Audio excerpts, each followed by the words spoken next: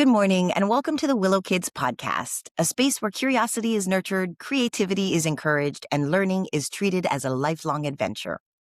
At Willow Kids, we believe children thrive when education goes beyond memorization, when it invites wonder, builds confidence, and honors each child's unique rhythm of growth. In this podcast, we explore how kids learn best, hear from inspiring educators and parents, and share ideas that support thoughtful, joyful learning in academics, the arts, and life. Whether you're a parent, educator, or lifelong learner, we're glad you're here. Let's grow strong minds and kind hearts together.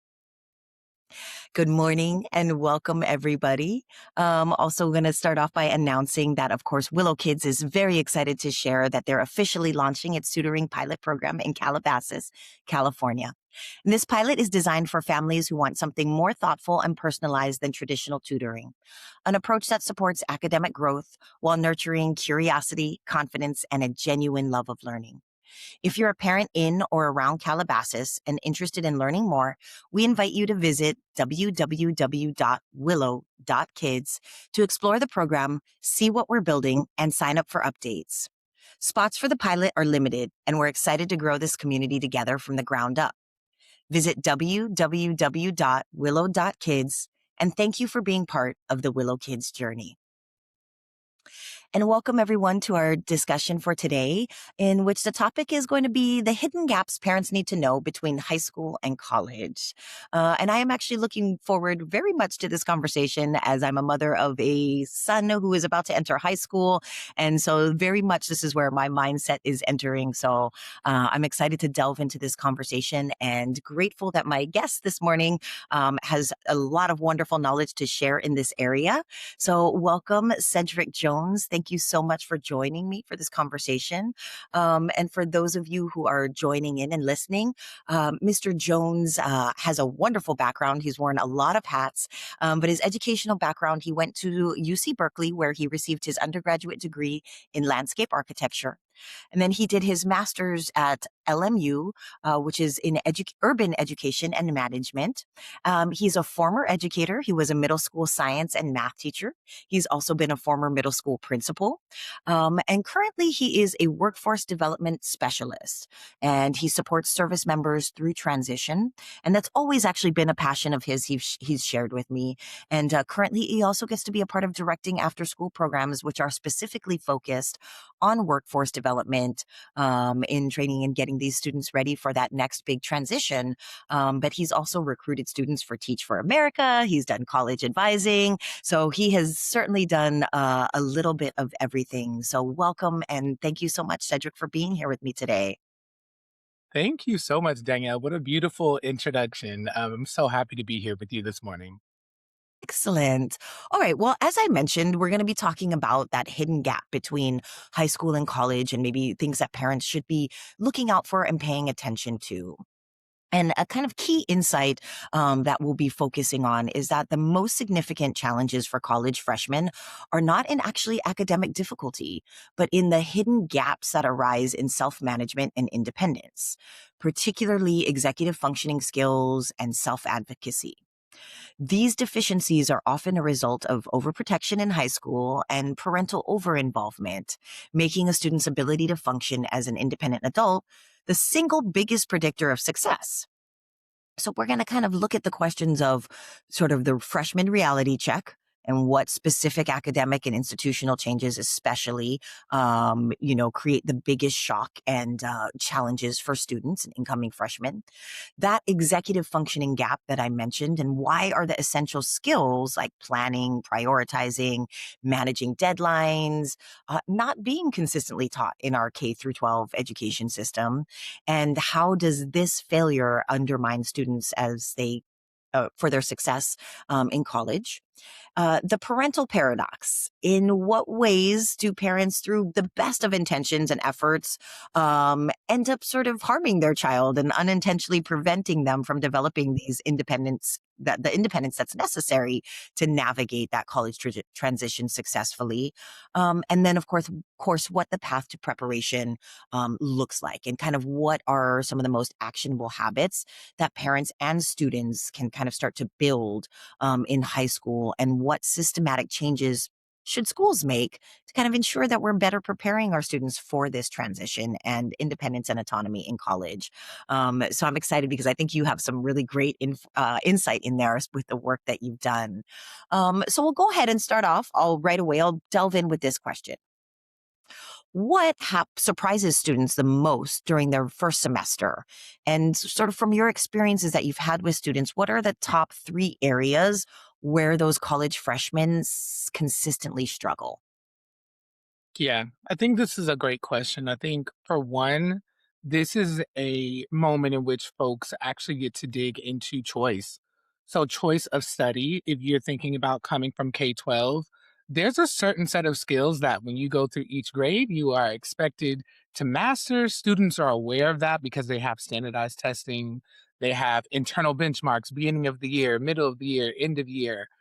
And although we do have a focus in high school of helping folks begin to think about, what might they want to study or what type of impact they would like to make, once they reach senior year, it gets to a point where they're making large decisions on programs that cost tens of thousands, sometimes hundreds of thousands of dollars, and wanting to really decide what is the hill that I'm going to stand on and say I'm going to learn this content so that I can apply it in the workforce. And that is huge. I can resonate myself growing up in Hayward, California, public schools. Shout out to Hayward High School, and having folks on campus help me navigate what that process would look like.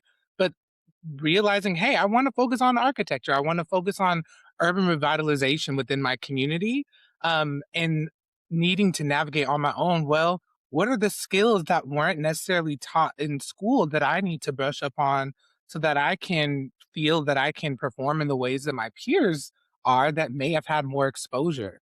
And so I think that's a huge one. I think a couple other ones are time management and then also just organizational structures.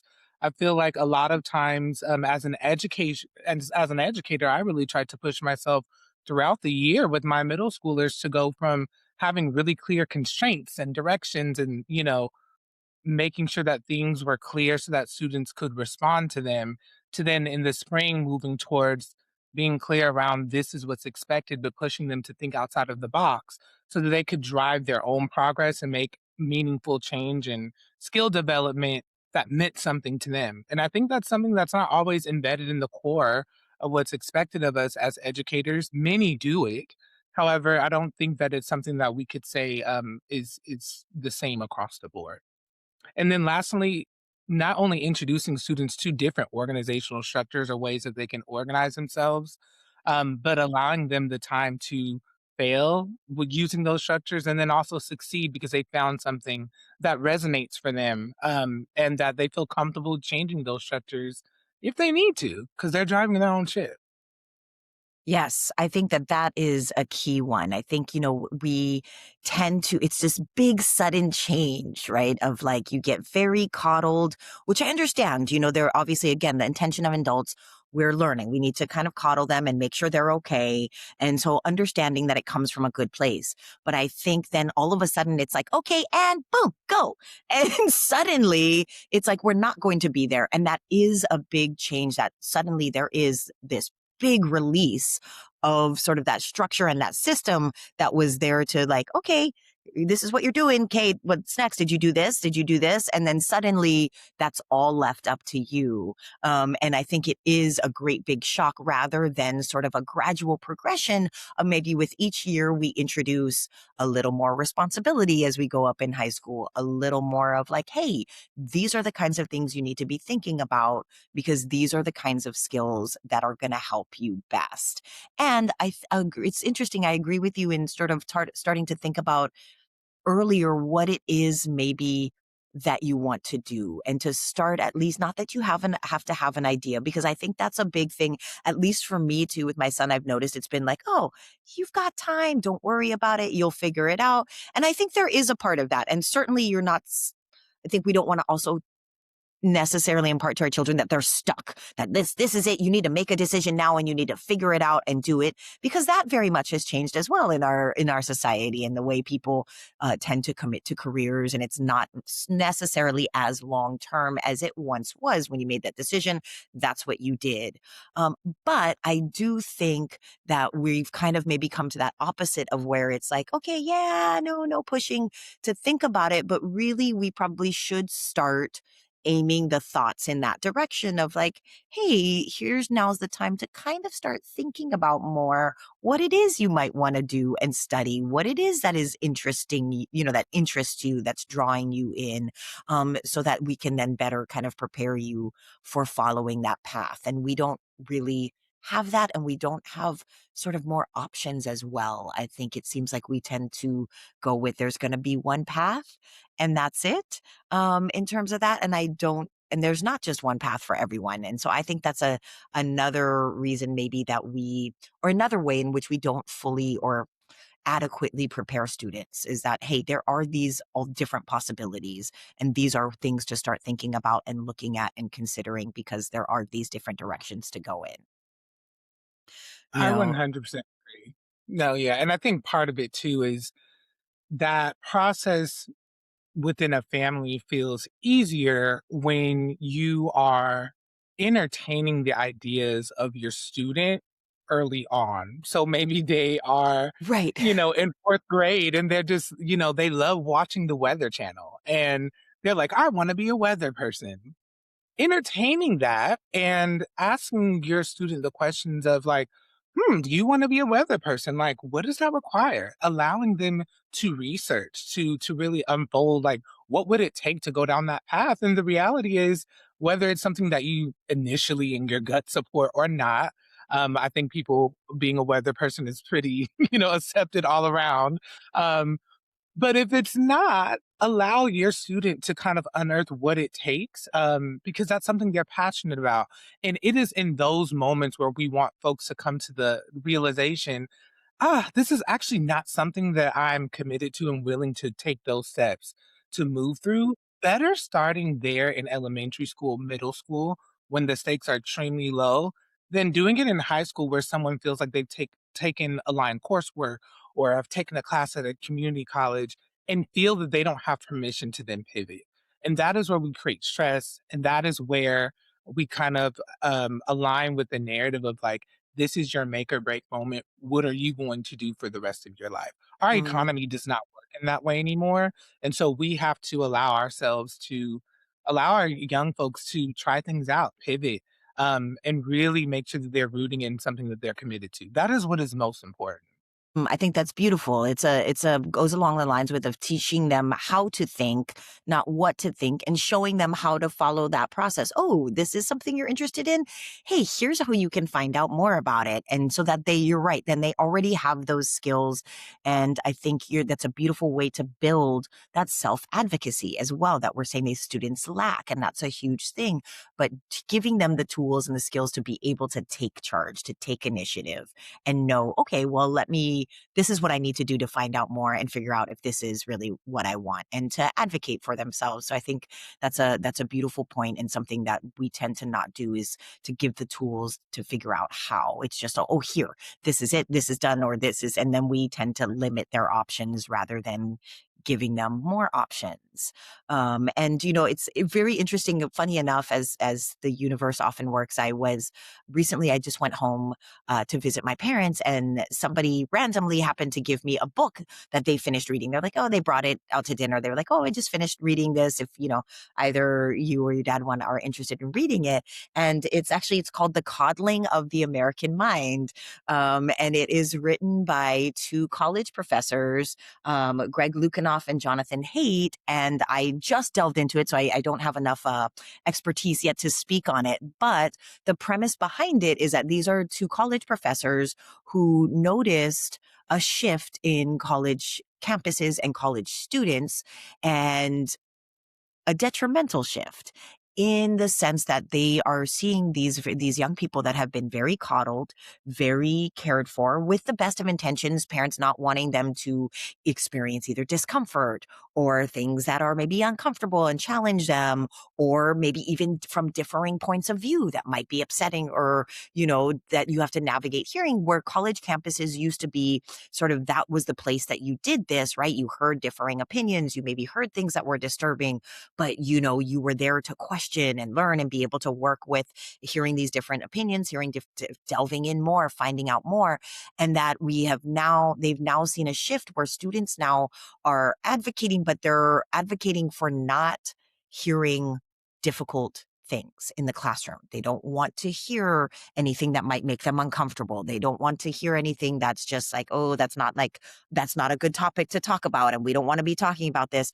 And that it's having this detrimental effect on our minds, and our young people in terms of their learning and what they can handle and their ability to handle, that's coming from the best of intentions, but is ultimately, in their opinion, especially causing a lot of harm, especially for our young people and the way they learn and their ability to learn and handle and difference and discuss and yeah, delve more into and understand what they, how to learn, how to have discussions, how to be challenged, in a way where they can also then be resilient, right, and continue on. And we're seeing a lot of struggle with students and resilience, and meeting obstacles and challenges and immediately becoming derailed or overly challenged by it. So I think that these are all like very key things, that it takes some time, I think, for us to discover, sometimes residual effects, but we are definitely, I think, now starting to see more, in students. So I think, yeah, it's a very timely discussion.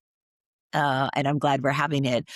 So, in continuing with our questioning, do you see differences between students, and do you feel like from public school versus private schools in terms of preparation? And not important framing here, not that we want to compare in any competitive way, but looking at, are there any patterns that we've noticed from students that go through private schooling versus public schooling? Yeah, this is a great question, and it's one I like to speak to as I am a public educator. I have worked in traditional district schools, have worked in public charter schools, and then have supported my middle schoolers transition from our public charter middle school into private high schools, Mm. and then also middle colleges. So that's a little bit different. That's a category we're not talking about, but I'll mention it. Where it's a high school that is built upon a community college campus that is public as well. And so I'm a huge proponent of school choice. And when having these conversations with parents, because I would, as a principal, do onboarding for parents to look at school choices, the application processes, and also just consult them one on one around personal cultural fit, and any other factors that they're considering. I think one of the biggest things to be mindful of in terms of like the outcomes of those who are going to maybe public high schools versus private high schools, sorry, I should say the versus the two, is that at the core, public schools are designed to support anyone in that community, whether they're using local jurisdiction or whether it's within the district and you have schools choice. They are designed to support anyone who walks in through their doors. And public schools do a great job of building culture and having expectations, having aims, maybe foci, maybe it's a STEM focused school, etc. However, I think a privilege that public schools don't have that privates typically do is the process of selection. And so when you have a process of selection, you are able to influence who enters your institution versus public schools don't have that as a mechanism. And I'm not to say that having that as a mechanism is something that is positive or negative, but in having that, not only are you screening the students that are coming in, but the students that you are screening already has a level of social capital and economic capital that those who are solely relying on public schools may not have. And when I speak to the social capital of that, you are also inheriting the social capital of the parents and the economic capital and connections and networks of the parents that are there as well. And so I've seen various types of private schools where maybe they do have great funding, maybe they do have a lot of resources, and then other ones that are smaller, maybe a little scrappier in some ways. They are newer, where some of the resources may differ. But what I do consistently see is a huge discrepancy in funding, resources, social capital, economic capital in public schools versus private schools. And so what does that mean? That means that private school students typically have additional resources. Typically, private schools are dealing with less differentiation amongst the different skill sets in which learners have. And so, public schools are trying to get folks up to grade level, get them to the skills that they need.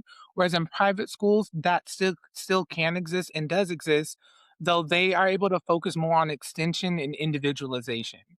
And so those are things that I like to discuss with families so that they can then look at specific schools because I'm speaking in generalization, the trends in which we see across both school types to then see what is the best setting for their student.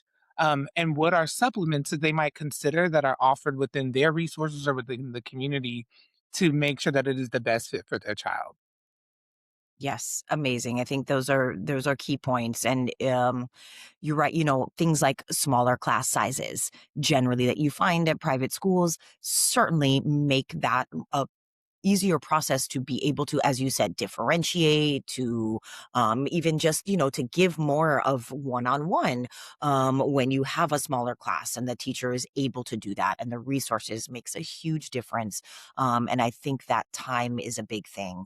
And you have the ability also, you I think have a different access to curriculum, right, and the ways in which you want to go about in teaching it. And there tends to be more rigor placed in terms of the curriculum, in terms of what the students you ask of the students and you ask them to get, and provide, in terms of that, which I know can play a difference in terms of preparation, just having that background, versus if you don't, and then suddenly you're pushed into that, which of course fosters all of these things, then your study habits and how you organize your work. And because if you haven't had the workload or all of that to be able to practice and implement those things, then you are not, likely to have those skills built, as well or as much as can happen in a school setting where you have greater resources, you have smaller class sizes, and more of an ability to do so, as well. And as you said, I think a key thing is, when you are opening your doors to a huge, population of people, there is so much difference in that, not only within learning, but then you do have behaviors and issues because you have a mass group and the range of children experiencing all different kinds of things that certainly come and spill into schools in all kinds of ways, in terms of peer involvement, peer pressure, whether or not their parents, how involved their parents can be, because if they're working, multiple jobs, or jobs that keep them gone all the time, all of those things come into play, in terms of preparing a student and the kinds of things that they experience and are exposed to. So in those things, then how important, although we know they're important because we've mentioned it a couple times, but how important are those executive functioning skills within, for freshman success? Those I mean, things that you mentioned.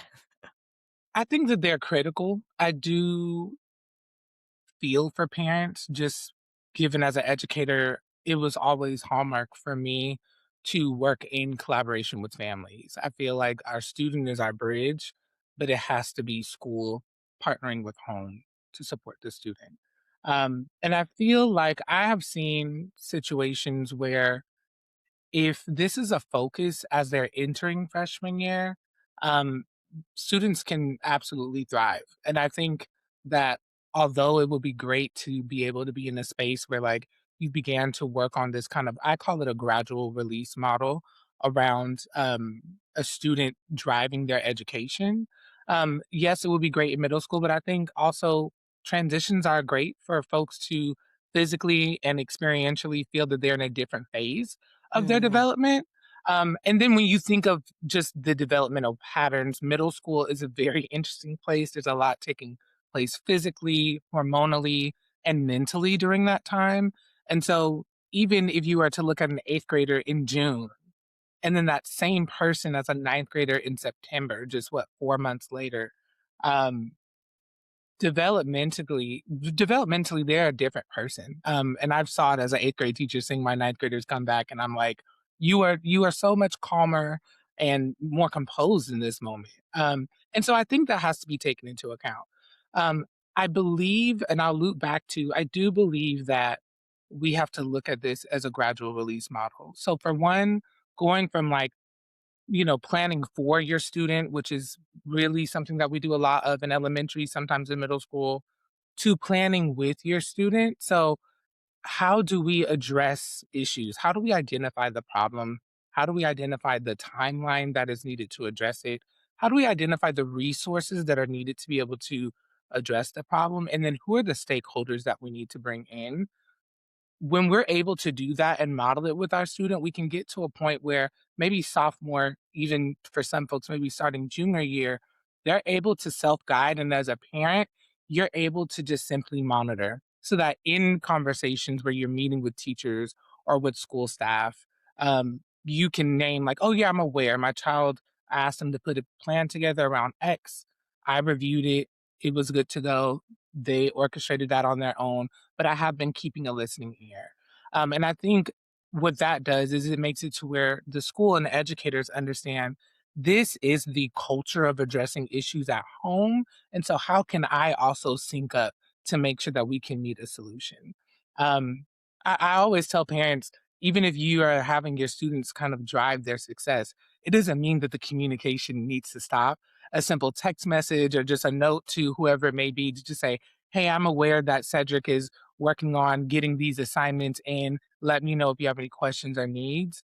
Um, I think really empowers students to self advocate while knowing that there is that bridge and knowing that family is aware and connected to what is going on, but wanting them to build the skills so that that can translate later in life. Yes. Oh, I love that gradual release model. Absolutely. I mean, that is development, right? Development happens in stages and phases, and we're not ready for the next until we get through that first. And so you're right to go along with that is probably the best way. And it can start young, right? Even when your child first starts having homework, it starts then, right? From modeling and saying like, here's our space where we do homework. Okay, let's make sure your desk is cleared off. All right, let's take a look at what you have for homework, right? Getting those out, those things. Okay, let's make sure you have your pencil and your eraser. I mean, and that's how it starts. You start off modeling and setting those up, but then they start to know, okay, these are the kinds of things that I need to have prepared or be on top of when I sit down to do my work, or establishing the habit of like, hey, when we come home, number one priority is making sure we take care of our obligations, our work, our school obligations first. We're going to knock those out first, and when they get to that point, then showing how to, okay, how much time does this take? How do we, let's start with the thing that's going to take the longest and move from there. And all of those things as they go along, you help to initially set in motion. And then you're right, as they hit each next stage, you release that to them. Okay, now this is yours, but in the meantime, you have been kind of giving them, as we do with anything in raising them, you kind of give them the tools, the options that they have and how to navigate these things so that they are then able to do that on their own. And just to name them, so for any parents out there, I know most of us know what executive functioning skills are, but specifically things like being able to plan. Plan and organize, manage deadlines, prioritize what needs to happen first before going on to the next thing, following a syllabus and breaking down larger assignments which happens a lot in college, right? You get this big assignment, it's coming, it's due way down, and then it's entirely up to the student to then lay out the plan of like how they're going to approach it and break it down. So those are those key things that can start to be built really from the time a child starts to become a student, right? This is the role that we are preparing them for. So a follow up to that then is, are these skills explicitly taught in K through 12 school? I think this is a great question.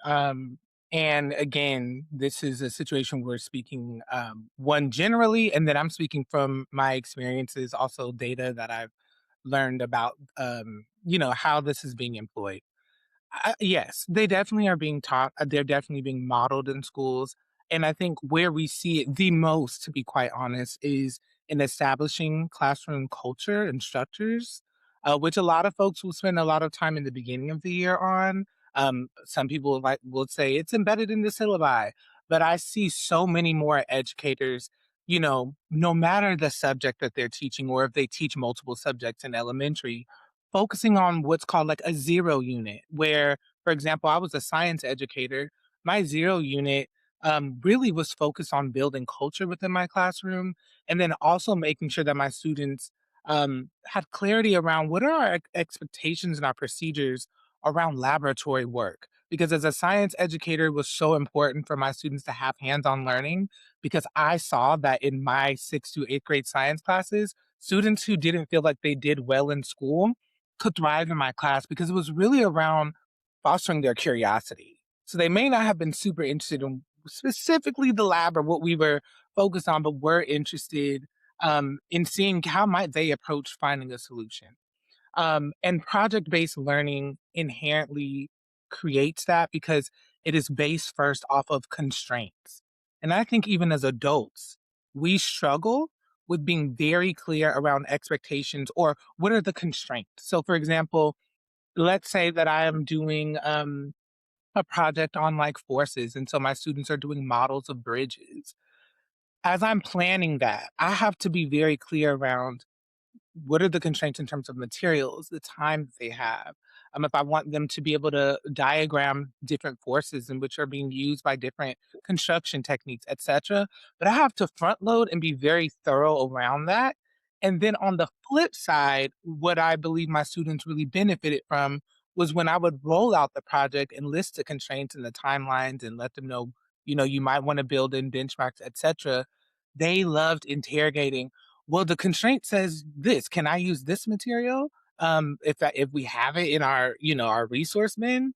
And sometimes I would even be surprised myself. And I'm like, I didn't say that. But yeah, you can because it's not there. I have to hold myself to that. But in that moment of interrogation, in that moment where they're deciding what additional benchmarks do I need, they are building those executive functioning skills.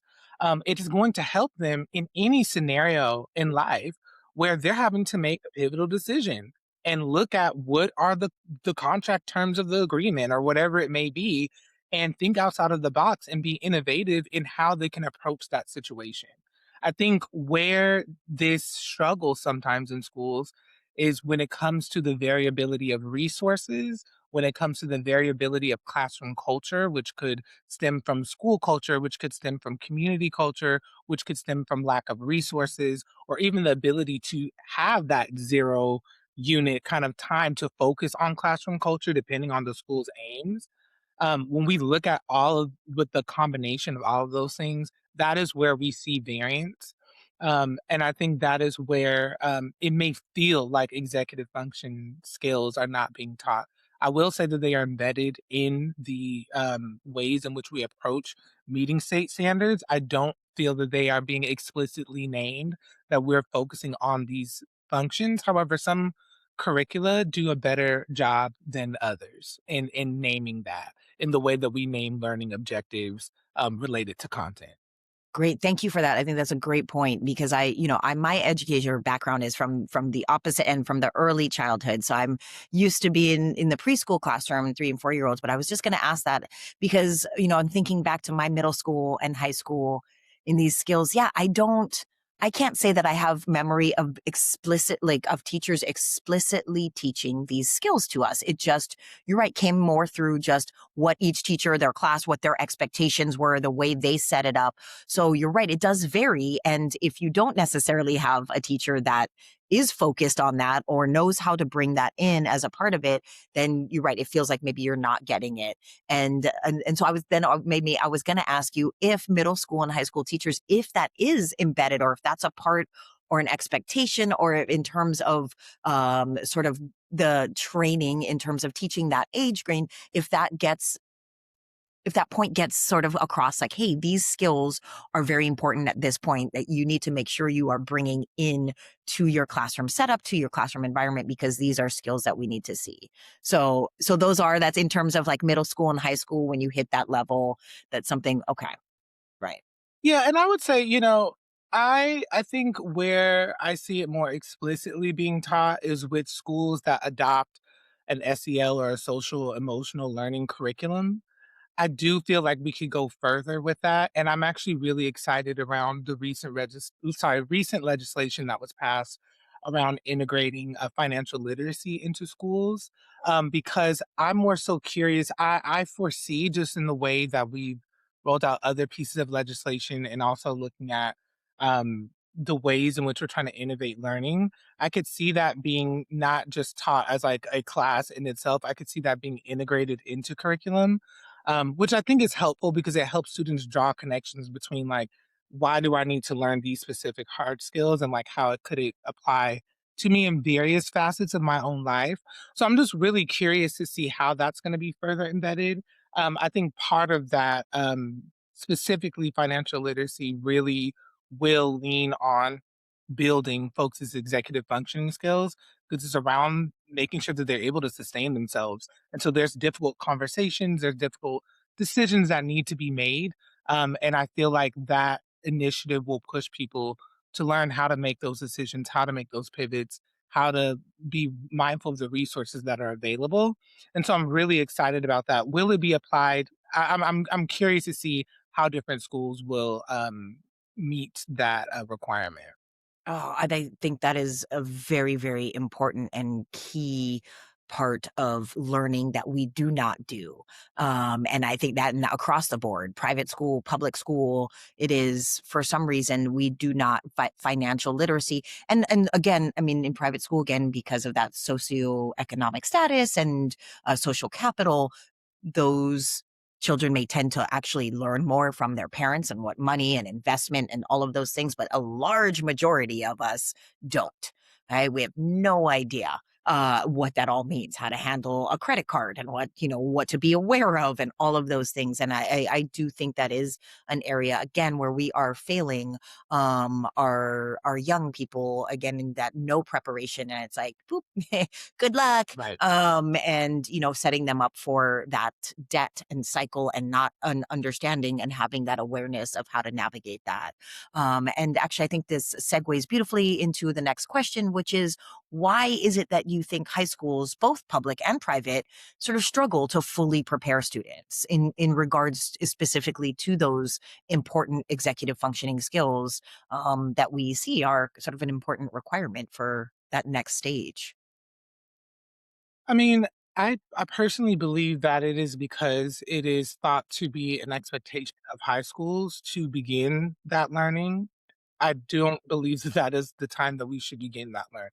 I think in the same ways that we are able to look at skill sets that are needed in mathematics and to backwards plan that through kindergarten is the same way that we need to approach really any educational concept in which we are bringing in front of students. One thing I'll even bring up is like history curriculum. We cycle students through US history in elementary school, world history in elementary school. We have them cycle through that in different facets in middle school and then in high school. Why would we not do the same thing when it comes to focusing on executive functioning skills? Because I do believe that there are different projects, there are different ways, and we can introduce these skills to students that are developmentally appropriate. Um, and I would be open to someone posing an argument against that, just so that we can really boil something down that is attainable and something that we could employ in schools. And I think the other piece of it as well, across education in general, is like, how can we best teach these skills in union with families? So the reason why I use the gradual release model a lot when I would have vulnerable conversations with parents, as someone who is not a father myself, but am an uncle to a 13-year-old now, and am really pivotal in helping her make decisions in her education. Um, I rooted that in a principle in which we use in schools, which is a little bit traditional, but the I do, we do, you do model. That essentially is the gradual release model in helping students build executive functioning skills at home. So I say this to say, how can we collectively have common structures or common language around how we want to support executive functioning skills so that students are seeing this at home and students are also seeing this in school?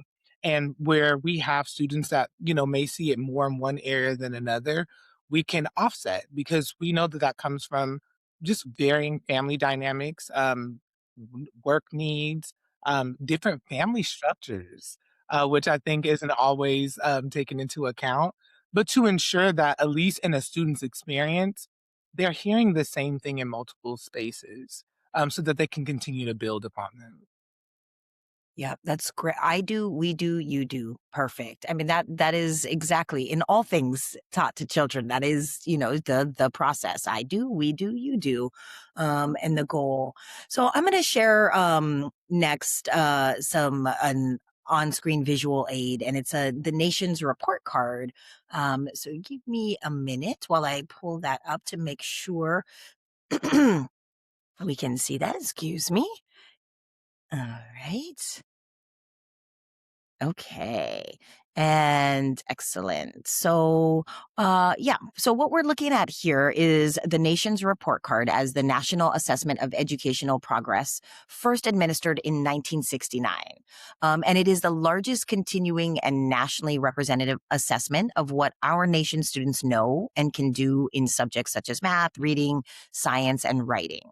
Standard administration practices are implemented to provide a common measure of student achievement.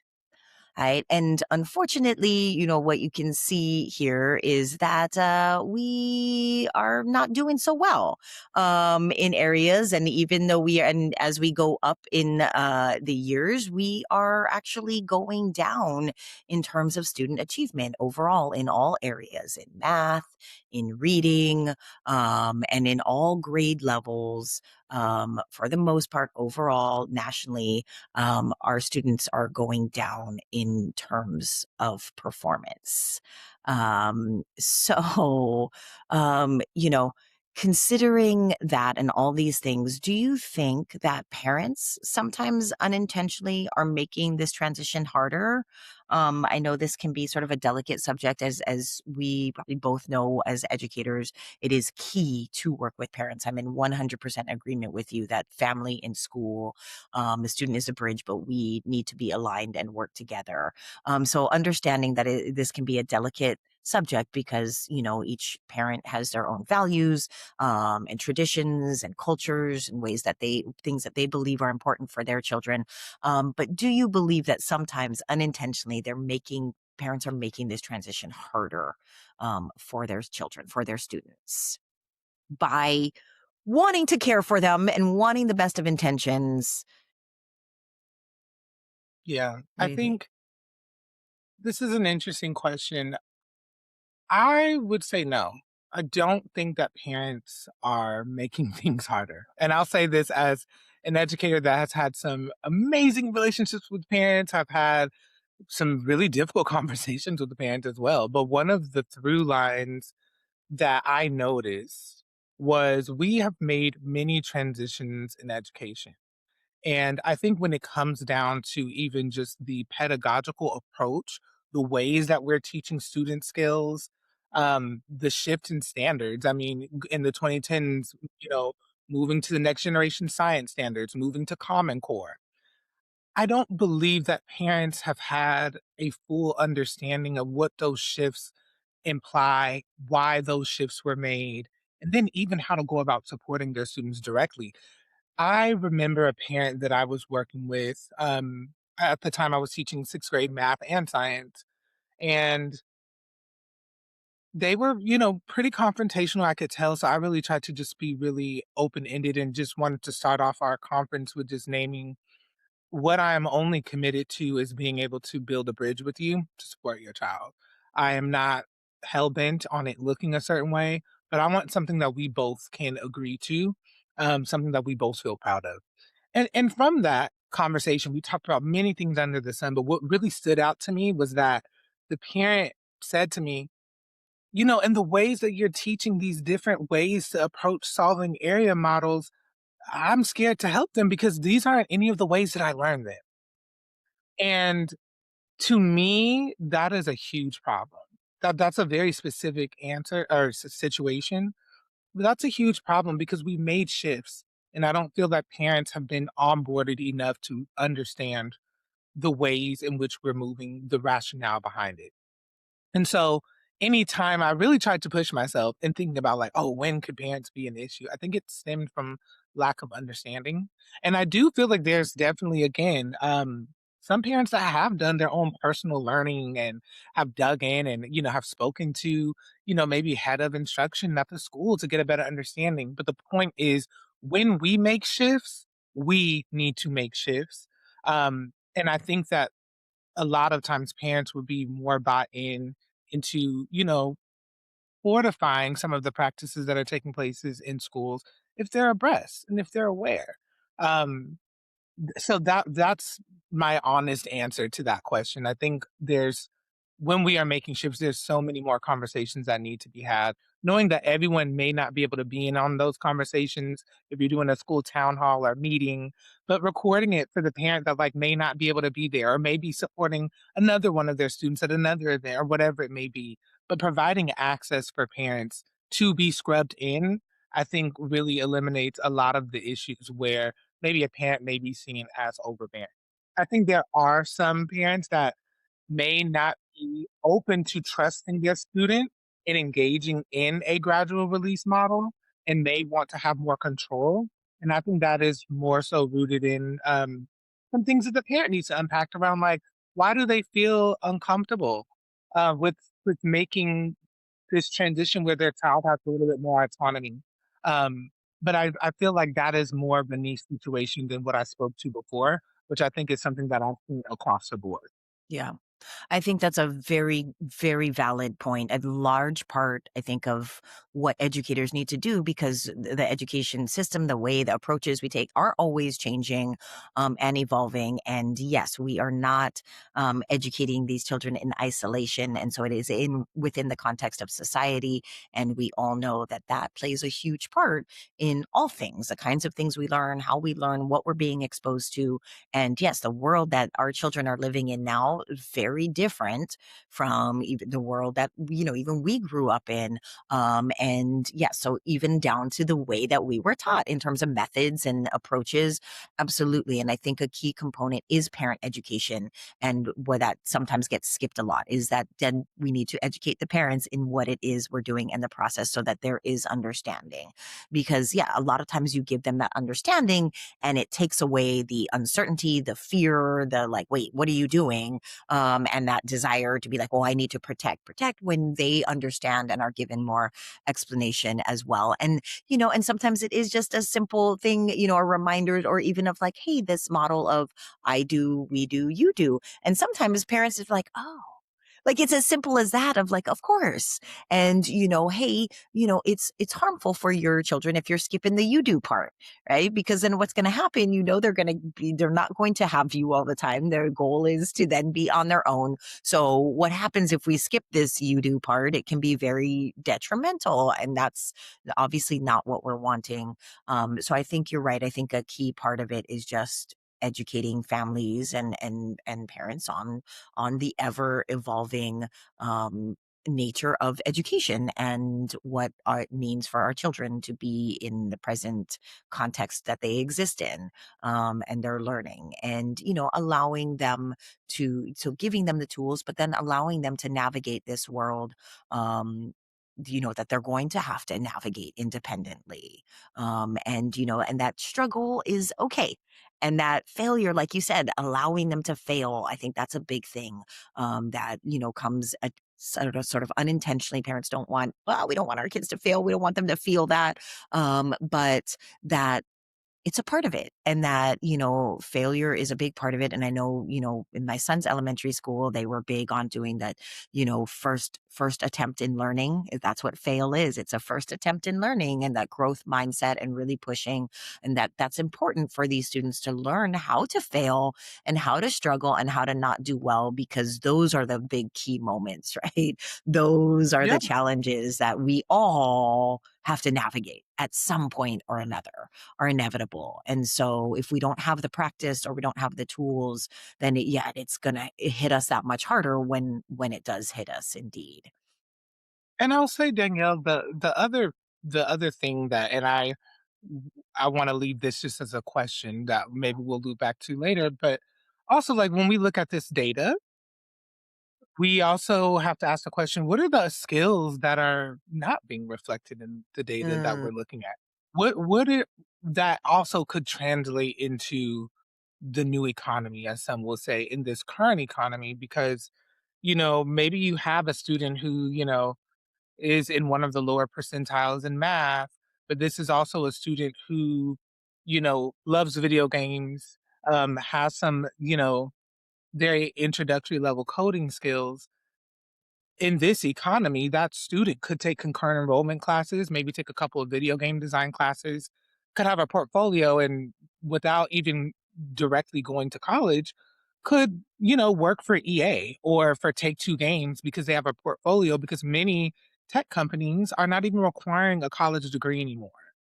So when it comes to state standards, I can play Right. devil's advocate from the different spaces that I've been in, but I am more so looking at, if we're going to have standards, how can we ensure that our standards are evolving to ensure that students have the skills that are needed to participate in this economy? Because the standards in which we're looking at, very much so are aligned to, like, maybe where I was at in school based off of the economy that was taking place. And so what are we leaving on the table? What are the moments that we're not celebrating around our students that are great skill sets in which we could nurture and can be a great pathway for them that is aligned to their passions and desires? Yes, yes, very valid point, and I think a lot of times with those tests, those numbers, those standardized tests, there are a lot that we're missing, and we know that there's a lot that it doesn't get shown, and it doesn't mean that those skills aren't valuable, and a lot of soft skills too, also as well that are super important, that we were not looking at and that we're not measuring, and yeah, and again, our economy. You're right. We have to prepare the students for living in this present economy and what is important. And that's one thing I will say. My son is at a public high school, and we just as he's going to start next year, and so we had the high school open house for families to get to come. And I know one thing that I was like, oh, this is amazing. That I'm seeing that they have more are these CTE classes, right? That they're offering high school students in these core technical education courses, design courses, and one of them is a video game and a gaming track. And I was like, this is incredible. And they have a lab on the school that's, I mean, just unbelievable. And I myself was like, this is amazing. And I'm not a video game person or gaming person, but I like just for somebody now, a young person now, where this is so much a part of their life and that this is a very valid job in today's economy, that young kids have. This is absolutely a skill that can be and should be nurtured and made available to students. And I thought that was great, and made me hopeful that I hope that this is happening in more and more schools, and that certainly hopefully is a direction that we are going in. Maybe you can speak to that because that is certainly the world that you are in. Yeah, there's definitely, so I'm really happy. I was recently speaking to Karen Scher, who works for CDE, California Department of Education.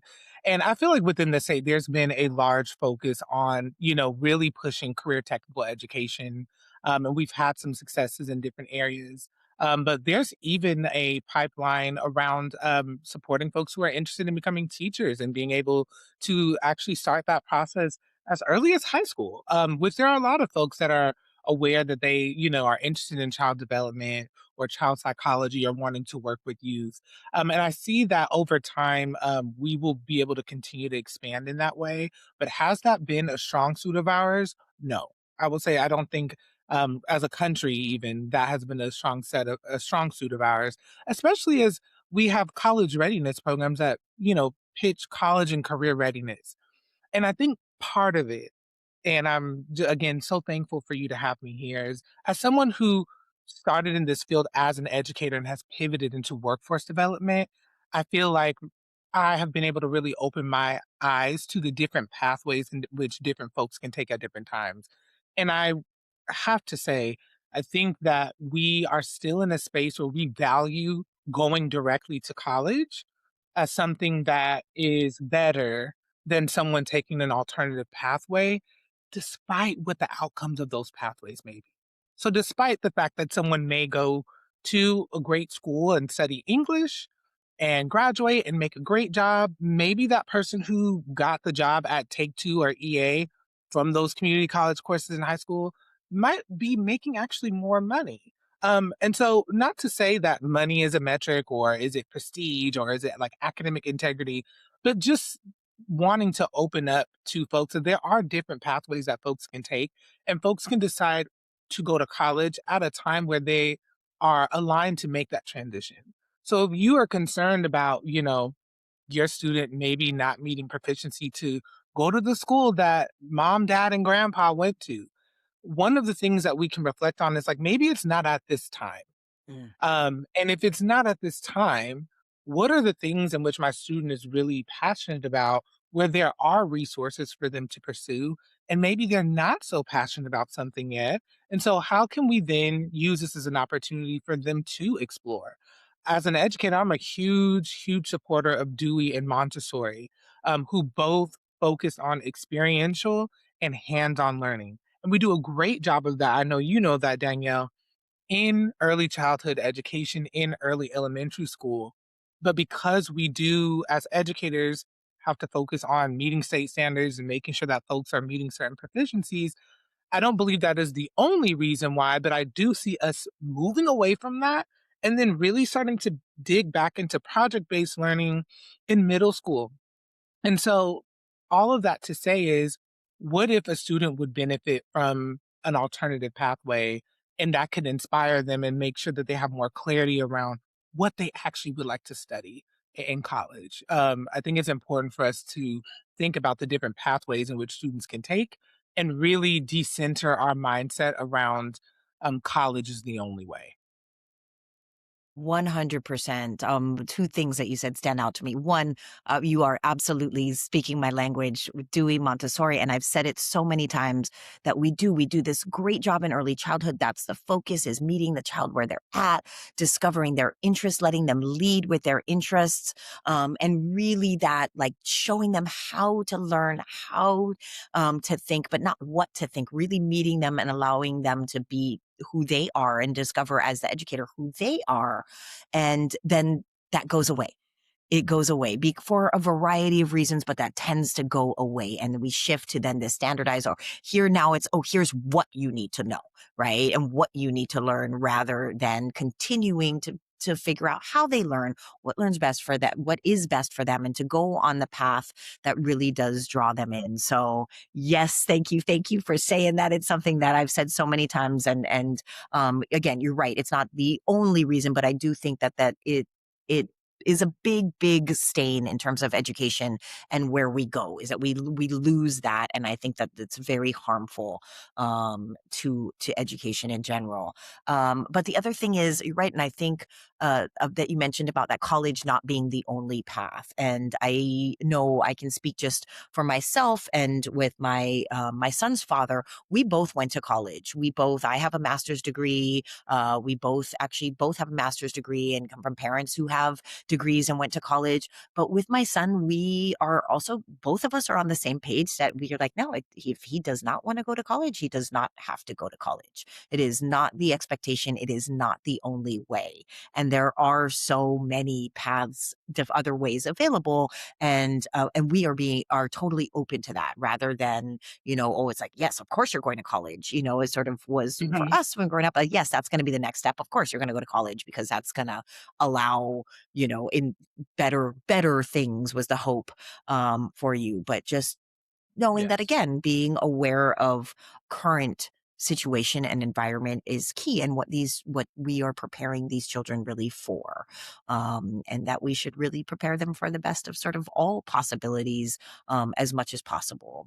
So along those lines is beautiful, and I know we've actually talked about it, you've mentioned it a few times, but what should be done earlier? So if you could sort of redesign, dream in your dream, your vision, middle or high school, what would you change Yeah, specific? so I think this is a great question. I think in ways some of my work um, subconsciously has been around that.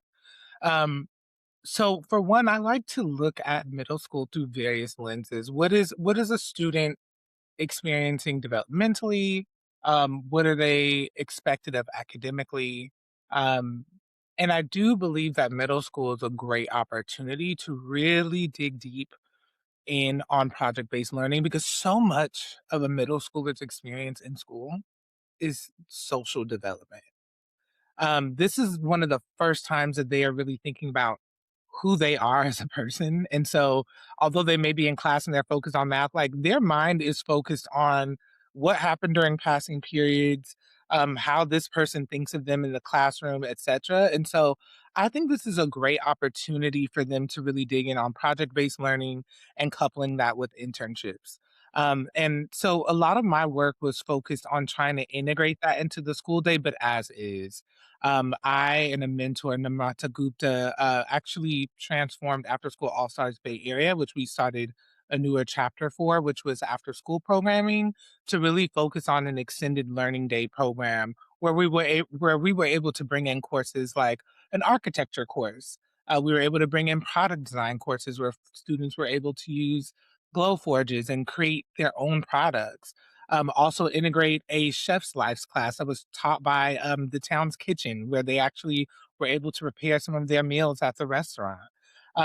I feel like if we were able to allow students to one, have their, core education courses, but then also focus the second half of the day of maybe like a year-long internship that is focused in a certain area.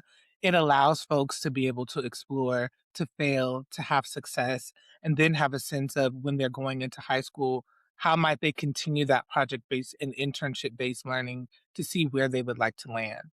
I think my vision would be that in starting in middle school, someone who is in ninth or 10th grade is more so focusing on, well, I've tried these 4 to 5 different things, and these 2 things I'm really good on, but I'm really trying to decide, is it this or is it that? That is more than likely not the case. Most of the time, a student is feeling 70% sure about going down a certain pathway, and that's coupled with having conversations with their family around financing college, if that conversation has not taken place already, and adds a level of stress to that decision that is unnecessary.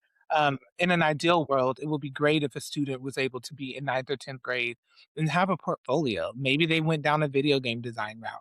Maybe they wanted to go down photography. Maybe it was actually in something that was around coding and tech.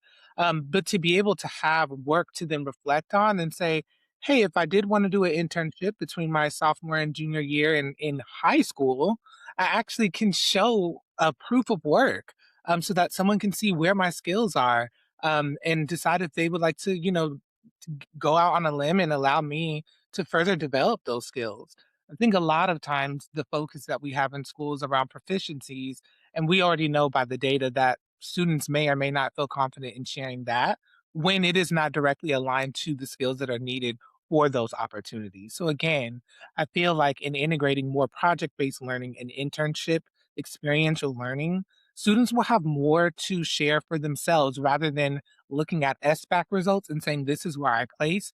They will have more autonomy in sharing the different proof points and data that speaks to their skills, for the things that they're interested in.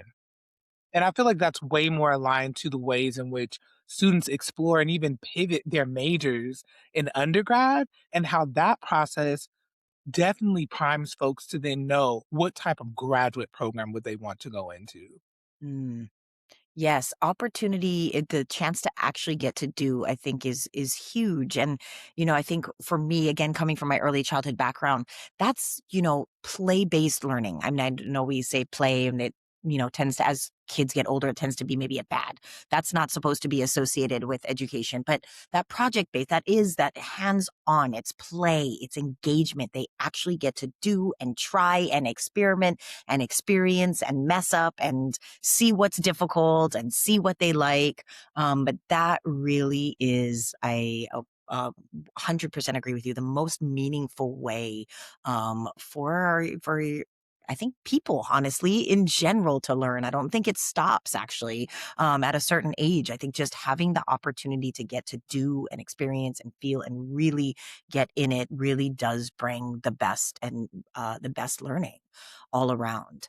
All right, so I'm going to go ahead and share my screen again here and just share another infographic that comes from the American College of Testing, which, according to the American College of Testing, only about 30% of students are actually ready for college. And that is data collected from 2024. And just to give our listeners a little more background, the ACT is transforming college and career readiness pathways so that everyone can discover and fulfill their potential, as we've talked about, having more options, more paths available. So, grounded in more than 65 years of research, ACT's learning resources, assessments, research, and work ready credentials are trusted by students, job seekers, educators, schools, government agencies, and employers in the US and around the world, to help people achieve their education and career goals at every stage of life. So, I will go ahead and just share this graphic, though, that shows overall some numbers in terms of preparedness and the state of student readiness. So, according to this, about 30% of students meet 3 or 4 of the educational benchmarks required in terms of entering college. About 50% of students are meeting the English benchmark. 29% of students are meeting the math benchmark. 39% of students are meeting the reading benchmark, and 30% of students are meeting the science benchmark. I have to say, looking at those, right, those numbers seem pretty low, like that we're not really, here we are, our school system, it seems, is not really preparing, as we said, our students for that next step, the next stage of school for college. And we're kind of sort of setting them up or to fail. And when we're not preparing them to fail, this is, it's compounded, I think. So you have these pretty intense sort of consequences or reactions for these students because, that's a lot. It's a big transition to make. And then to go through it and feel unsuccessful, that's a rough starting point for these freshman students. So, considering all of this, what advice would you give to parents right now? You're very good at communicating with parents and you understand that relationship. So, what advice would you give them to truly help prepare their children for college? What are some actionable steps that they could take? Yeah, definitely. I think for one, if you're worried about just your students meeting proficiencies based off of our current educational structure, I think if you're transitioning into high school, you can still, work on gradual release with this, but make it an aim for you and your student to one, meet their academic counselor. If they are at a large school, it may be very much so where you plug and play based off of when you want to schedule time with them. If you're at a smaller school where they have structures where they have, a minimum of meeting with each student once a semester, like you may benefit from that privilege, but making sure that you're making the connection with their academic counselor. Also checking in to see, do you have a college and career readiness center at your school? If it's not at your school, your district may have resources or may have an external partner that they're working with. So making sure that you're identifying those folks again with your child.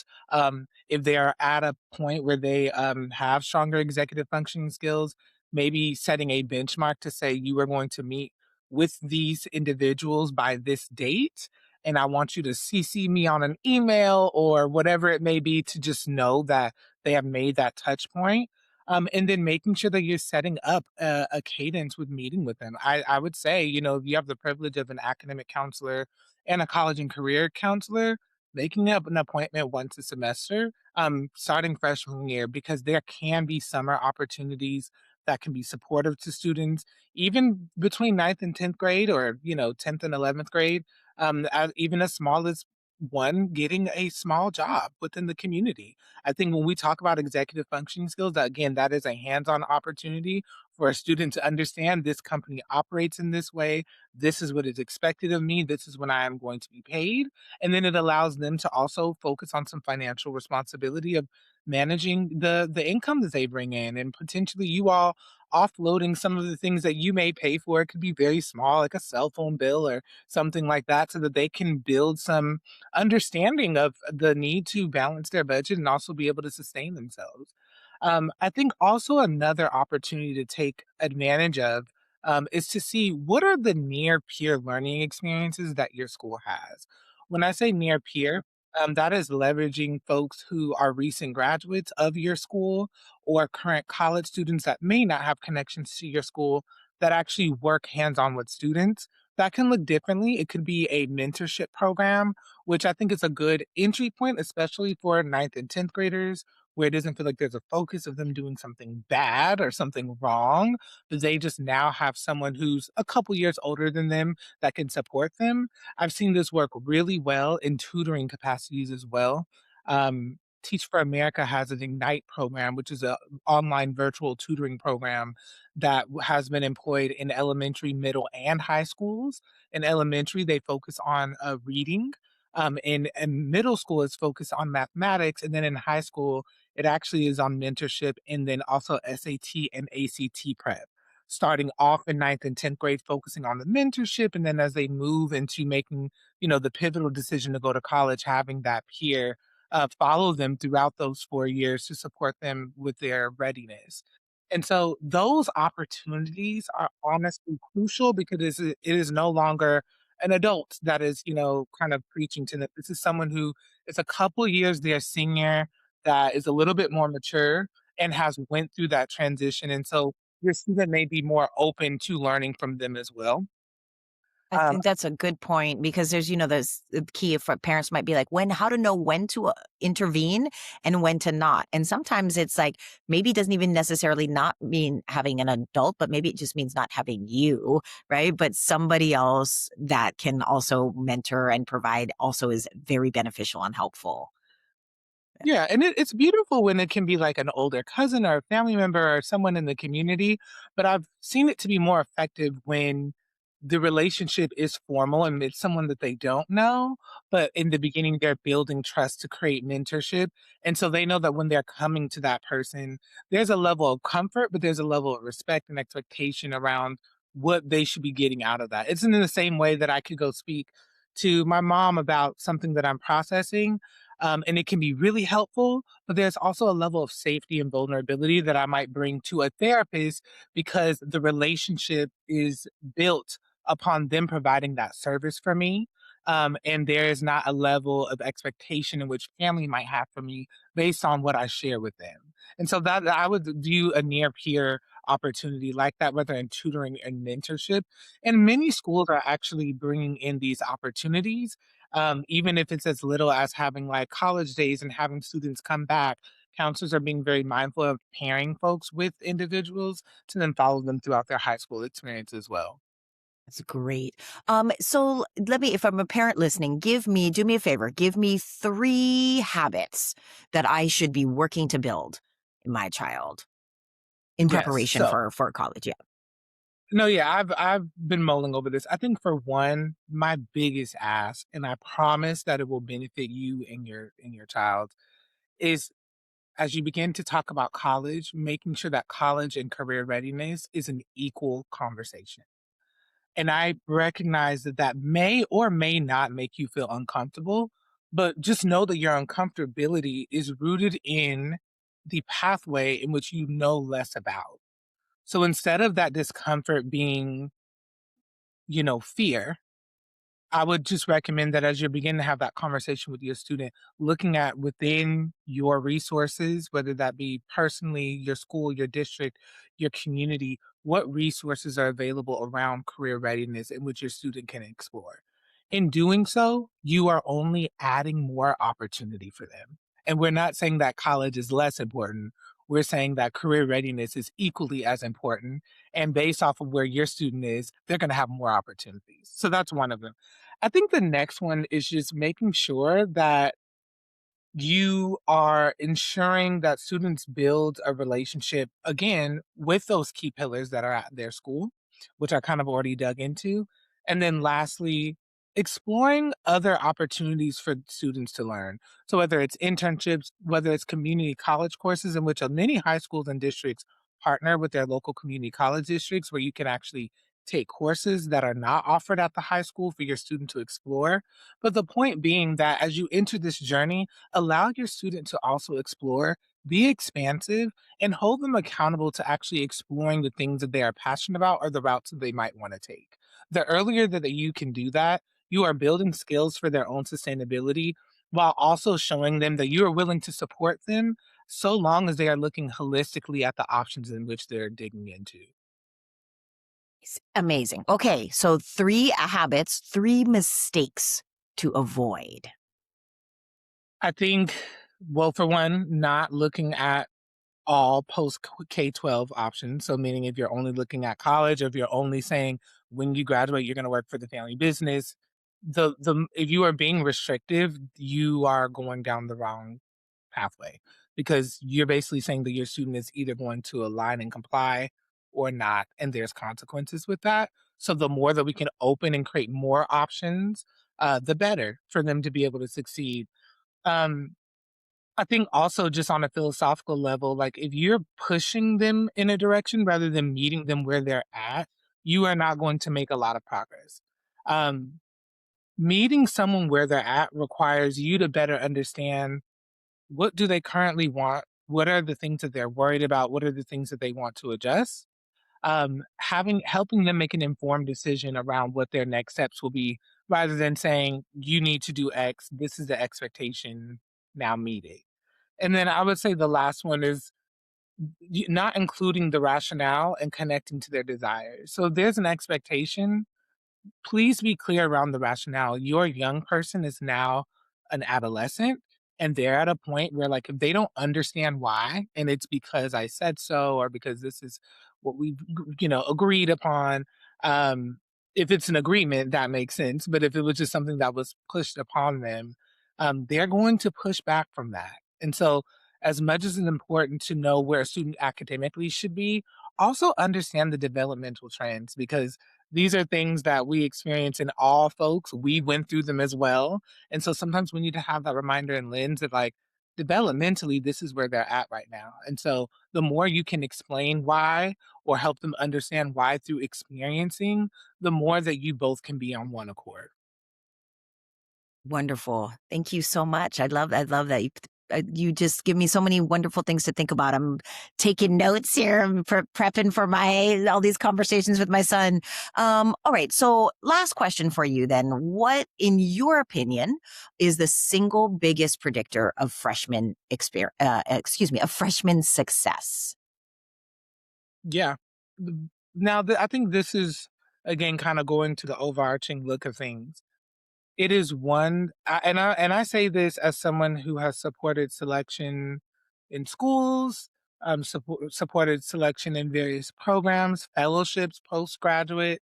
Um, One of the defining things that folks are looking for is one's ability to grapple and their ability to overcome obstacles. That is very broad, and a lot of times folks are not looking for it to look a certain way, and I think sometimes people think like, "Oh, there was difficulty in my personal life," or whatever it may be. That could very much so be it, and please, if that is the example, that a student might be able to speak to, so be it. But the point is folks want to have someone be a part of their organization or their school or whatever it may be that can problem solve through change because change is always going to exist. And so as a parent, I just ask that folks really think about the fact, would you rather your child grapple, maybe fail, or not do well in elementary, middle, high school? Or would you want that to be something that they do when they're in college, when you're not there, when you're not hearing that they're having these struggles, but they are, and they're a little bit stunned and shocked and unaware of what to do? And so, all of that to say no parent wants their child to fail. But again, we want to make sure that your students can do that before they're expected to do things on their own. And so, again, not only is that what people are looking for, how are you able to grapple? How are you able to innovate? Because, see, when we grapple, we tend to innovate. We think outside of the box. These are skill sets in which they believe will benefit their organization, their school. But it also just shows that they're resilient, that there's going to be commitment, and that someone is willing to reflect on difficulty to then iterate for the future. When we experience failure, we are very mindful of like, ooh, what went wrong? Or we're pushed to then unpack that to then perform in a better fashion. And so I would say, please make sure that you have opportunities for your students to grapple, and I say opportunities because if it's only in just pursuing their academics and they don't do well there, they may already write themselves off as, I am not smart, I don't do well in school. And so that might be the reason why they began to go down other pathways where they're receiving praise or where they're being told that they're doing well in that area, whether it's socially, academically, or any domain. Beautiful. Failure is key. Struggle is key. Out of challenge comes growth, right? And you're right. How much better to have it maybe be when we are around and we can be there to support them and say, "Hey, these things happen. Here are choices we have when these kinds of things happen," rather than to suddenly be dealt with it when you're not around. And you're right. They also, when they haven't had that opportunity, there could be this sense of failure's not okay, right? Failure is not an option. It hasn't happened. I haven't, it's never happened before. And that is a very intense pressure to carry. And because challenge is going to happen, failure is inevitable, whether it be a minor thing or a more major thing. But knowing how to navigate that is absolutely key. And you're right. I think it is one of those very important factors in navigating life independently, right? Is being Mhm. able to handle those challenges and know that they're going to come, and that you'll be okay, and that then you have these options and you know that you have these things to draw on, but ultimately you know that you're going to be okay. And that is, I think, a huge, huge factor in determining success, in navigating all the difficulties that we tend to have to navigate. So I thank you so much, Cedric. I like highly, highly appreciate all of the information, the valuable information and experience that you brought to this conversation today. I've learned a lot from this conversation, and I hope that our audience has, excuse me, as well. And just thank you for the work that you're doing and that you continue to do and your passion, and for sharing that with me today. I really, really am grateful. So thank you so much. Thank I, you. Too. No, it's yeah. been awesome, and just for parents, I know that as we kind of, like, explore, gradual release and thinking about career readiness and, like, where do I go, I would just like to leave parents with a book that really transformed my career, just my thinking about this, and it's been really helpful with me supporting my niece from when she was, in preschool to now a 7th grader, and that book is The End of College by Kevin Carey. It really Okay. speaks to what are the other ways in which your child can learn, can build skill sets, can build portfolios to be able to really dig into this new economy and to help you be able to think about what are the experiences in which your students can dig into to focus on career readiness for career technical education. So yes, the end of college, it sounds kind of scary by Kevin Carey. Fantastic. Thank you so much for that. And to our guests who joined us today, thank you for spending this time with us on the Willow Kids podcast. If today's conversation sparked a new idea, gave you reassurance, or simply made you pause and reflect, we'd love for you to carry that into your week and into the lives of the children that you serve. You can learn more about Willow Kids, upcoming programs, and our growing community by visiting us online. And if you enjoyed this episode, please consider subscribing or sharing it with someone who cares deeply about education and childhood growth. Until next time, keep nurturing curiosity, keep asking thoughtful questions, and remember, strong roots grow lifelong learners. Thank you so much. This is Danyel Kilgore, with Cedric Jones. And again, we appreciate you joining us today. Thank you.